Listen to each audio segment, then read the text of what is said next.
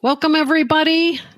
This is Dawn Mathis, and this is To Your Greatness with Dawn Mathis. I am so glad you joined us today. I have a very, very special dear friend and business colleague that I'm going to introduce to you in just a moment. First, I just want to tell you that our normal format is very much question and answer, or we try to do it that way. This is going to be a little bit more free flowing, still conversational, but free flowing. I had one direction in mind that this would go. And I asked my guest to speak from her heart. And I'm just going to allow her to talk to you from her heart. And we'll just see where this takes us. So thank you for joining us. And my guest today is a friend of mine. I think we've been friends at least 15 years, if not longer. I don't know. Time flies. We don't age, but yes. So that's Kelli Wallace. And Kelli is a wife, mom, and a business owner. She's the founder and principal of a company called Codeworthy LLC, a boutique website design and development company. In fact, she does my websites. So when she's not beautifully crafting web experiences, she enjoys getting lost in a day with her family and being a kid with her kids again, or engaging in the community through service. So Kelli Wallace, welcome. Thank you. Dawn, So I've good been to have listening to you. your podcast for so long, it feels kind of crazy to be on it. I know, but you know, I so wanted to have you on all this time, and we just got busy with other things, and we were engaged in a program together, and so I really would love for you to talk about what's on your heart today about all of that. Excellent. Well, I'm thrilled to be here, and this all came about. I was in Dream Builder 2.0. So I had taken, the first Dream Builder with you, and it was you, me, and Andrea, and it was an amazing experience. And let me stop you right there. I don't think anybody knows. Maybe a lot of these people don't know. I'm not going to assume they know what my programs are. So Dream Builder is the foundation program of my coaching business at this time. And just wanted to throw that out for those of you who are just saying, what the hell is Dream Builder? Just so you know. And we'll give you a show notes at the end so you know where the hell to go to find out more. So, okay, sorry, Kelli, for interrupting, but go ahead. Oh, it's great. Well, and it was such a fantastic experience the first time that immediately both Andrea and I were like, we're in. You really are going to have to kick us out because we're also in for the third one. But anyway, on the second journey through it, a very interesting thing happened that it was just so poignant that we were together in Dream Builder at that time. And through your evocative coaching, that's something that was new to me. I had never been in a coaching program before, but you really... I just cannot emphasize enough how much you helped guide me through that process and tune into my intuition and make some really critical decisions that I'm happy to say have worked out really well. So there's Please that. Elaborate. Yes, the platform, the stage is yours. Elaborate to the degree that you want to, as you wish. Okay. I trust you. So last fall, our little Olivia was heading into second grade, and we were very excited. We were nervous, like many parents, because before that, we were kind of volleying between remote learning and in-person, and this was going to be an in-person start to the school year, but exciting nonetheless. And then within the first few weeks, we just got some very surprising information, data back. So, you know me, I'm in tech. I like data. It's not always the whole story, but it's helpful, right? Mm-hmm. And when we got her MAPS reading test scores back, it was very apparent that we had a 5-alarm fire.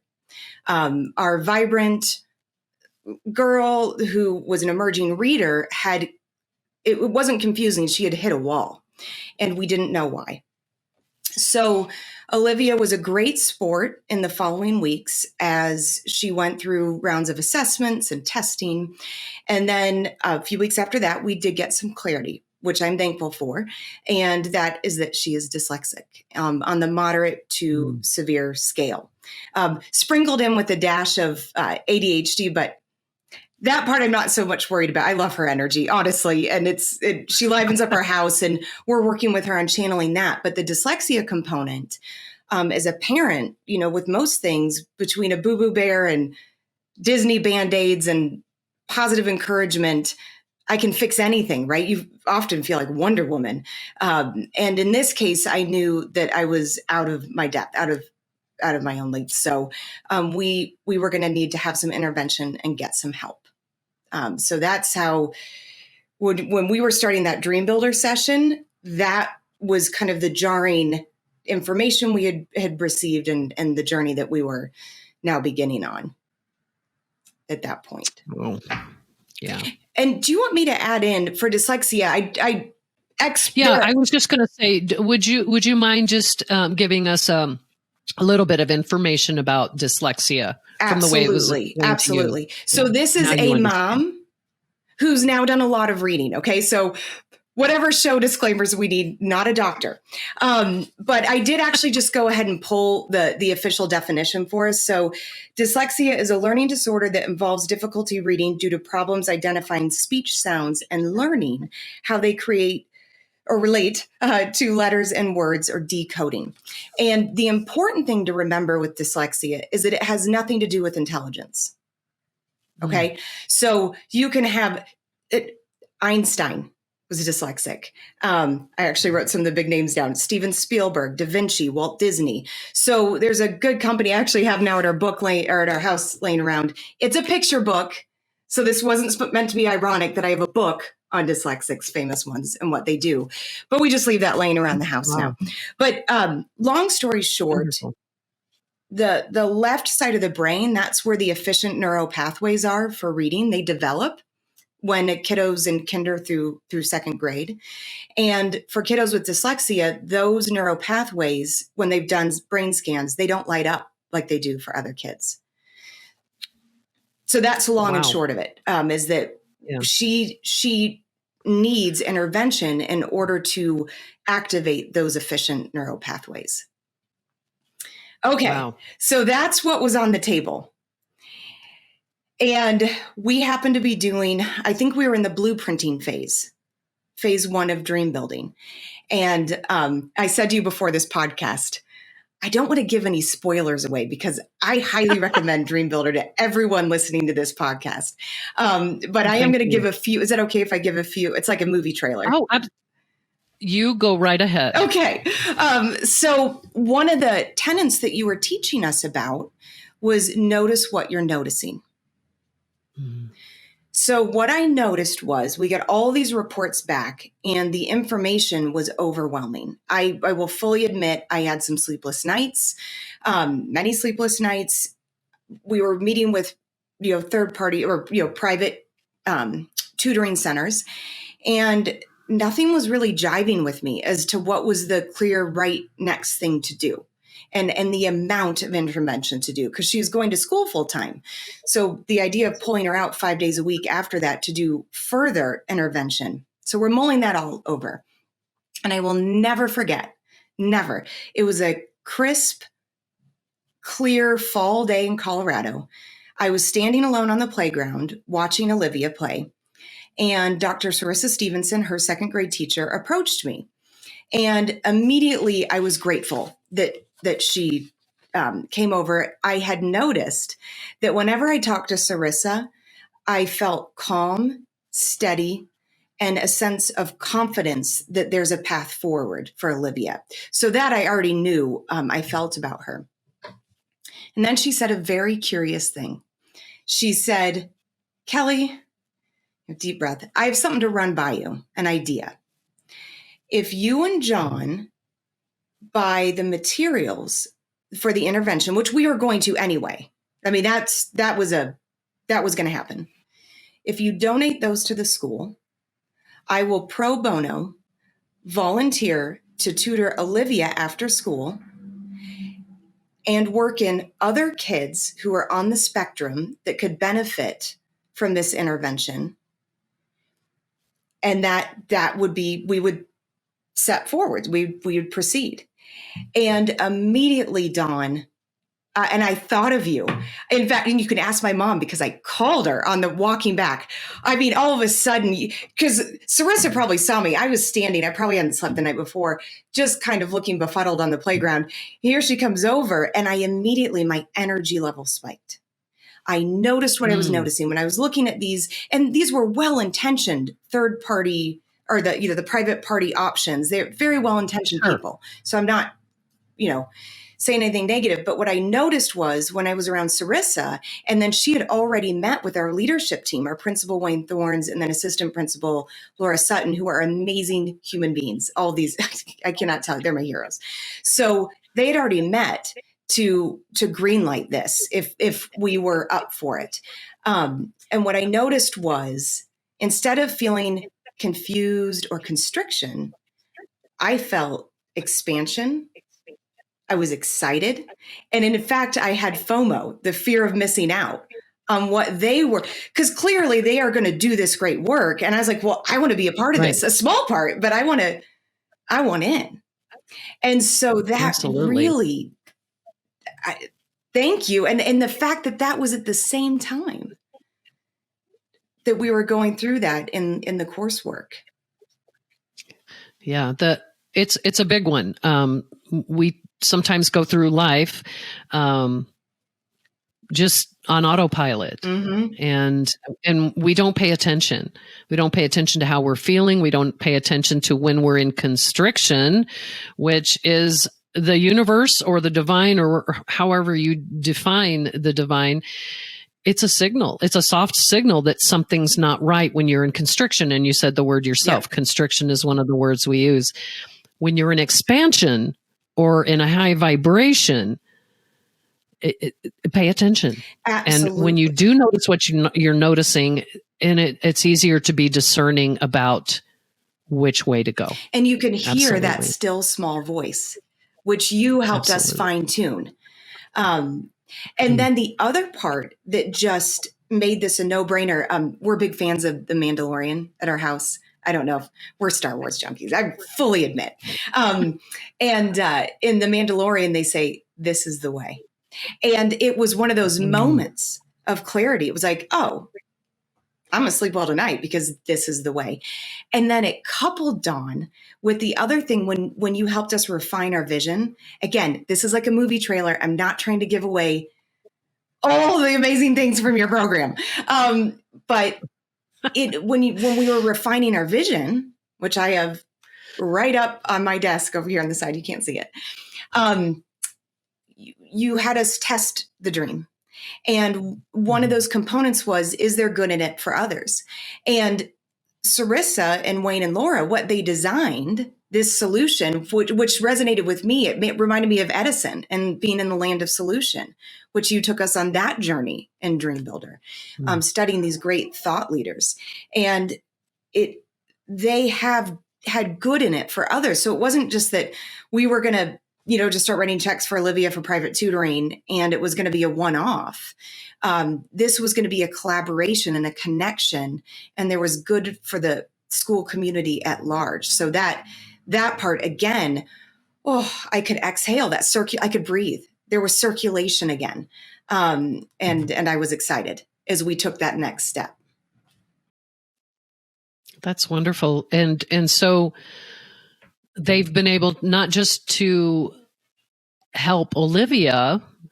It sounds like you and Olivia, you and your husband and Olivia were what spearheaded this from the perspective of students receiving this kind of work, of this kind of expertise. And now there's other people involved, other students are involved now? Yes. So, but actually spearheaded, that actually goes, I think what happened, it was just this beautiful confluence of events. So Sarissa and Laura and Wayne had a vision. Laura and Sarissa, boy, they might listen to this too. Sorry, ladies, I'm talking about you, but I love you guys. They had a vision for incorporating some of these interventions into the public school system. And well, I guess I could just share right now why. If you go up and you look how many people have dyslexia, you'll find various numbers, some as low as 5%. Yale found in one of their studies about 20% of our population is impacted. 20%. Wow. 1 in 5. So they had a vision, and I feel like we just got the gift of being a part, the opportunity to come into that space. And I truly mean it. I'm not trying to make you feel weird, but because you taught me how to notice what I was noticing, I could get the gift. I could see it. Whereas it would have been very easy if I went by default and not by design, which you teach us about. Mm-hmm. It would have been very easy the day we got that assessment back to just boom, write a check, private tutoring. There was even one thing with the kind of severity that she was experiencing, and I can put was in past tense now. There was talk of it might have been good even to take her out of schooling for a while. Which imagine the social impact of that, like all the other things that she would lose. So, but we could have made a real fast decision based off of just default mode, well, let's just do this, write a check and be done with it. Instead, we got to we'd be a part of this experience that they had really, so spearhead, that hat goes to them. We just, boy, thank the lucky stars in the universe that we got to be a part of it at right time, right place. Can I share with you the so many good things to report? Oh, of course. So many good things to report. Because I'm still like, I love philosophy and all those things, but I'm a geek and I like data. But I also love stories. So Olivia's MAPS reading scores by the spring increased by 30 percentage points. You could go have a Google, you can go talk to educators. That is miraculous. I mean, and that was only after probably 2.5, by the time you factor in spring break, Christmas break, or holiday break, whatever, all those things, it was probably 2.5 months of intervention, three months maybe. Mm-hmm. So that was interesting. And we just knew then that the multisensory structured intervention that Sarissa was doing was working. More importantly, her confidence was up. So I want to be delicate in how I say this, because Olivia, when you've met her, she is a high energy, vibrant, amazing soul. I love her. And we have a son too, by the way, who I have to credit him. He is a big fan of his sister. He's 4 years older and has been huge in helping her keep her confidence high, maintain a growth mindset. It's not, I can't do this. It's, I can't do it yet. We always add the yet. So anyway, her confidence was restored. She had in the fall started using the S word, stupid, in describing herself. Oh, and as a parent, it's the worst. I mean, I'm not trying to blow it out of perspective. I realize we're not talking about food inaccessibility or anything like that, but we could see that dyslexia itself is treatable, right? It's treatable. It's actionable. It's the comorbidities of low self-esteem that develop that are the real killers. That's what you have to watch out for. So the fact that by this spring, she's running down to the class, she loves her teacher, all the leadership team. She's excited about school and learning. And that is above all the data scores. That's what I care about most, is that she loves learning. Now this is like the Bill Mays, the OxyClean guy, but wait, there's more. So one day Olivia comes home and she goes, Mommy, she goes, I taught teachers today.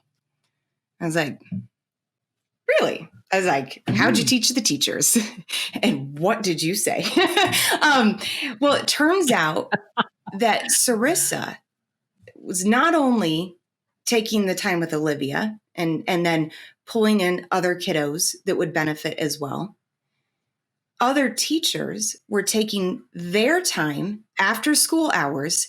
Mind you, this is after 2 years of a pandemic, to come in and observe the methodology and learn so that they could in turn use it in their classrooms. So here's a story, and this is from Leslie Hawks. There actually another parent at the school has a book in which Leslie Hawks is featured. I don't know. If you're just having a tough day, go down to Shepherdson because you'll just meet a lot of amazing people. Okay. So Leslie at the book fair in March pulled me aside and she goes, "Hey, Cal," she goes, I have to tell you a story. And she said that she had a young kiddo in her class who was not reading in the fall at all, not reading. And this kiddo, of course, I don't know their names, who they are, but this kiddo was a part of the program that Sarissa Laura Wayne had initiated. And that spring, he sat down and he read a book to Mrs. Hawks, Leslie Hawks. And at the end of that, he pointed to the cover and there was a number 25 on it. And he goes, "Mrs. Hawks," he goes, "what does that mean?" And she said, "You just read a book with 25 words in it." And he started to cry because he was happy and he was proud of himself. And those are the stories. I mean, data aside, here's a kiddo whose world was this big when he came in that second grade year, and it's opening up. He has access to books, to reading, to communicating with other people. So I told Leslie, I said, the rest of the book fair week, because we exchanged a few other stories, and I was like, I'm going to have to wear waterproof mascara when I come here. Like, because I just kept getting emotional. But wait, there's more. And this part, Dawn, you remember this because it was I think it was our last Dream Builder session. I think we did have wine at that one. It was quite fun. It was the last one. It was our celebratory wine, women, and wisdom celebration. So it was supposed to be lighthearted. We're wrapping up, but this really profound thing happened. So right at the end of the school year, I was starting to experience some feelings of constriction again of, oh my gosh, Sarissa isn't going to be Olivia's teacher next year. Third grade, up until second grade, kids are learning to read. So that it's that co-opting of the left brain to understand text.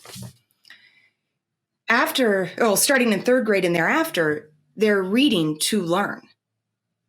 So kiddos that don't receive intervention prior to third grade can just get left in the dust because they now, while they've got the intellect to learn all the science, the math, the English, history, if they can't read what's being given to them, they're left out. So I was starting to feel some constriction. And then the list of teachers came out for next year, and Sarissa wasn't on the list of our Shepherdson teachers, of the grade level teachers, K through 5. And I was like, okay, be patient. Be patient. Well, it turns out, and I didn't send an email right around, what's happening? So at the PTO meeting that next Monday, Wayne's like, I have some really exciting news to share. The data scores were so strong in growth at Shepherdson last year, in particular for reading and for math, that they funded a central role for the school dedicated for reading and math intervention. And guess who interviewed and took that role? Dr. Sarissa Stevenson. Sarissa. And so she now won't be locked into second grade. She will be serving all of the K through 5 kiddos. And for the most vulnerable of those readers, which could be upwards of, potentially 20%. You can go and Google. There are other, some say 5%. I just went with that Yale study. I'd seen that 1 in 5 several times. But she's going to be doing that most important work. And it's just been amazing to see. And one of the quotes that you shared with us, Einstein, the question of, is the universe friendly? And you said you were sharing through Einstein's quote, one of the most important questions that we can ask ourselves is, do we think the universe is friendly? And I have to say, this whole journey and experience, learning to tap into intuition, being surrounded by greatness, really. You could look at the news of the day. There's plenty of it. And look to Einstein's question and be like, nope. Nope. But I can say confidently, yes. Yes. It is the universe is a friendly space, and it's a good space. And we can use tools that you give us, Dawn, to connect into that higher, would you call it the higher vibration? I would. Definitely a higher vibration. And just so those of you who are listening, just so you know, and maybe you know this intuitively, and maybe you haven't thought about it, but good universe, friendly universe stories don't sell. So guess what?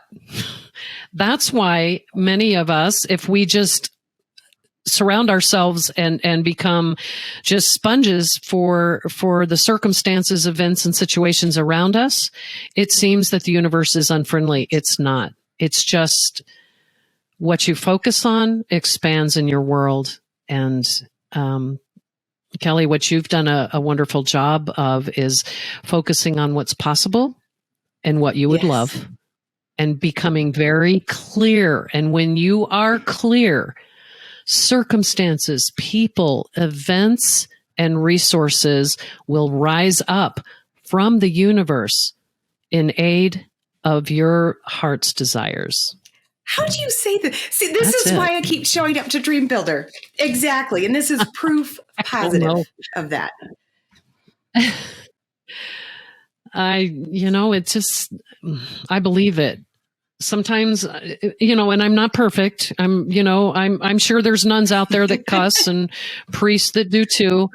So I'm human. There's times when I have doubt, or when I allow, especially this past week and a half, let things just go. What the hell are people thinking? Just, do you watch have you ever seen Stranger Things? There's the Upside Down. Okay. No. Yeah. So you can tell I'm a sci-fi. No. Sorry, junkie. Yeah, no, I'm a Hallmark Channel. I love that about you, girl. Dawn. I love that about you. Is there time to share one more takeaway that I had? I think so. I mean, people can turn off their devices if they want to, but you guys don't want to miss what Kelli's saying. I don't know what she's going to say, but she's amazing. And, I just, it's wonderful to have someone like her, coming to our weekly meetings. It is wonderful. So I'm going to say, yes, we have time. Make it quick. The last, again, this is a movie trailer, so I'm not trying to give away. Oh, we couldn't, right? It's a 12-week program. It is a total journey in and of itself. But the other thing that was so profound for me when we, paradigms, what week was that for us, Dawn? Was that, we're past blueprinting. It's but early on. It's kind of in that middle, and it's paradigms, and it's the stories that we tell about ourselves. So one of the things that's come up, and it's still on my mind, because as we do this reading, people have asked, well, what do you tell Olivia? Right? Like, my door is shut right now. I've done a lot of studying on dyslexia, and professionals have asked me, like, so are you, because there's concern about labels and boxing people in to a narrative. Mm-hmm. And it's interesting. I still don't have a perfect answer. There's never a perfect answer, right? There's always a gray and in between, a little bit of this and a little bit of that. But I actually, in going through Dream Builder, now 2 times, going into my 3rd this fall for the fall session, I've grown increasingly confident in drawing on my own experience. So here's an interesting factoid. Olivia's dyslexia comes through me. So it was a very illuminating fall full of discovery, self-discovery for me as well. So when we were going through all the testing and assessments, I called my mom and said, hey, Mom, I said, here's what we're doing. And my mom is a 44-year veteran teacher, Nobel Klaus award winner. I mean, she's an incredible educator. And she goes, oh, sweetheart. She goes, yeah. She goes, when you were in second grade, Mary Sudbury called and said, hey, Pat, that's my mom's name, Kelly's not learning through phonics.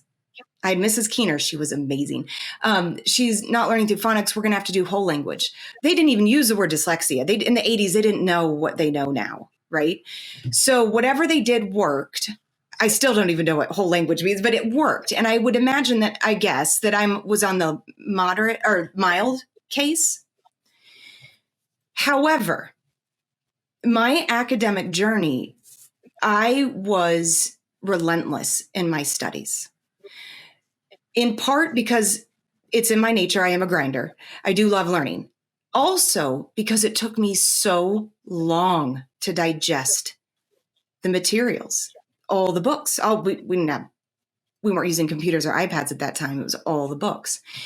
And in the back of my mind, I always knew that. And if I'm going to be really honest, I thought something was wrong. I couldn't pin it. And so on the outside, sure, I got A's. I was summa cum laude. But there was always a but, right? My family was so supportive and would celebrate that. But I always couched it with a but. I studied a lot. Sure, I did. That's fine. But at the time, there was a little niggling of resentment in that. And in the back of my mind, if I'm just being really honest right now, it's because I thought to myself, well, hell, if you study that much, you better get an A.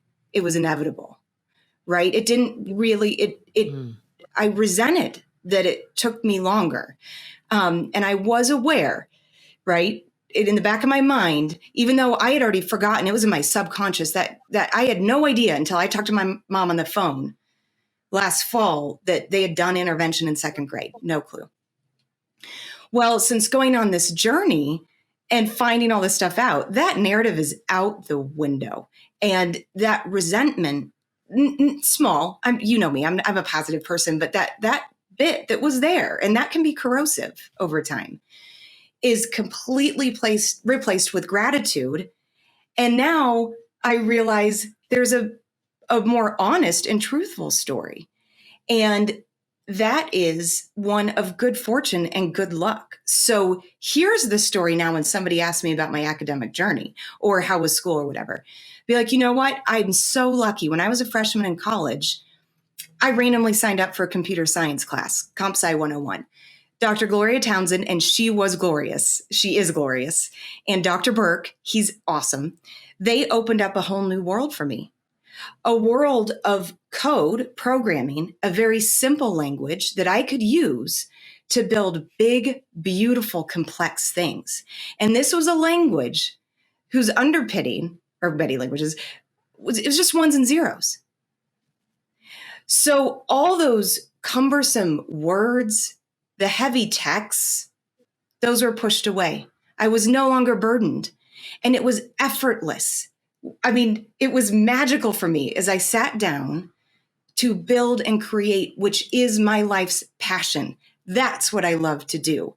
And so now when I look at my journey, it's like, oh, so it took me longer to read. Who cares?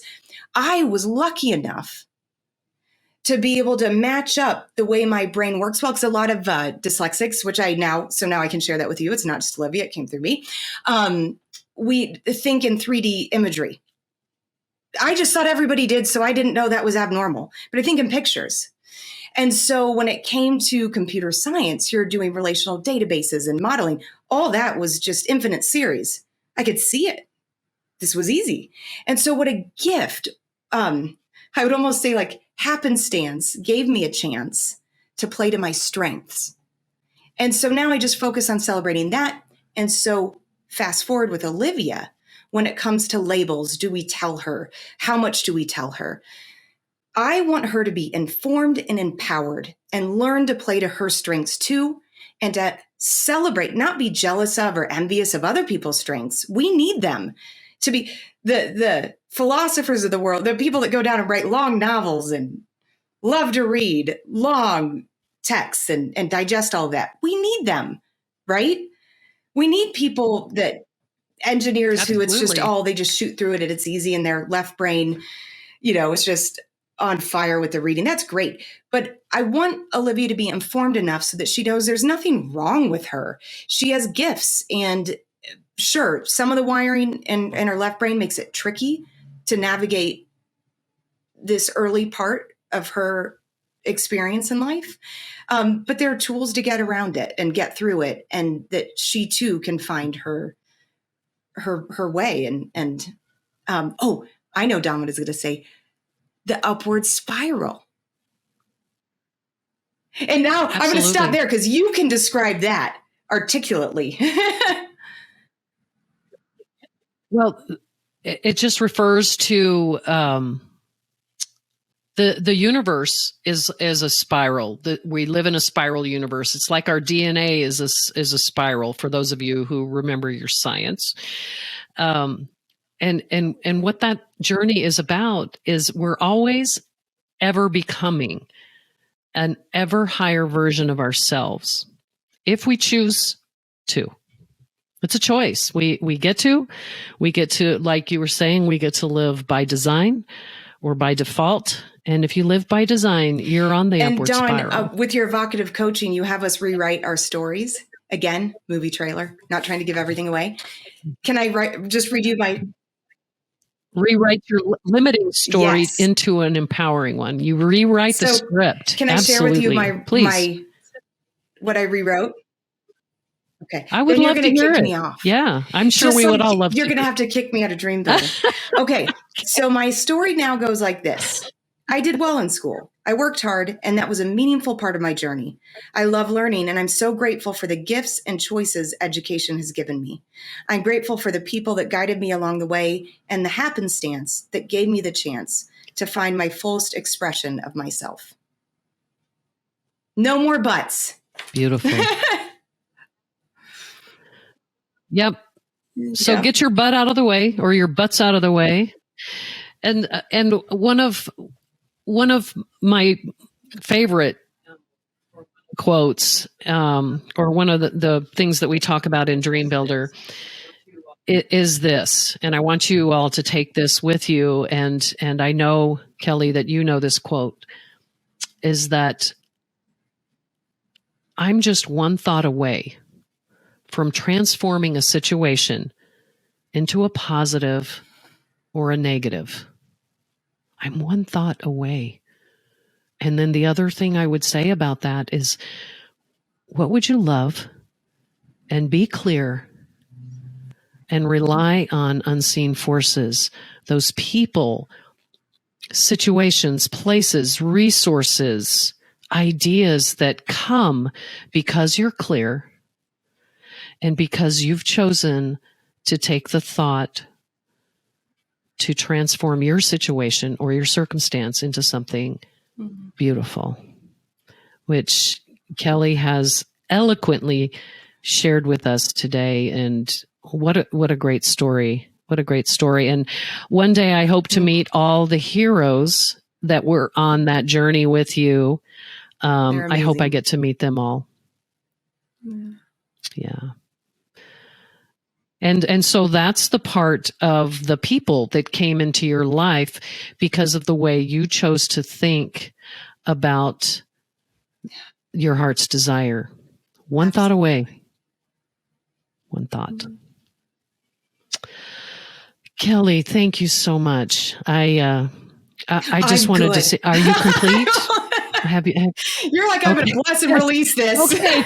I just want to make sure. I was just waiting for, but wait, there's more. Oh, wow. Yes, I want to meet these people. So how can the listeners find out more? Can we have your personal email? And then You have sent us some books that you used as resources. One of them you showed us, Yes. The Bigger Picture Book of Good. Amazing Dyslexics and the Jobs They Do. Dun, dun, dun. Just curious, is Temple Grandin in there?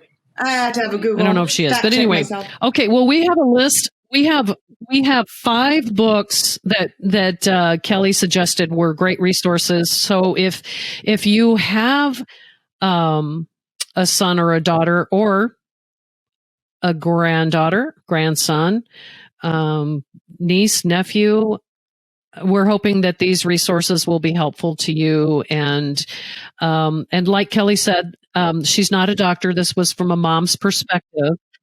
And so I just want to remind you to also, if you're very curious and you want medical advice, to always reach out to the appropriate medical Absolutely. personnel about that.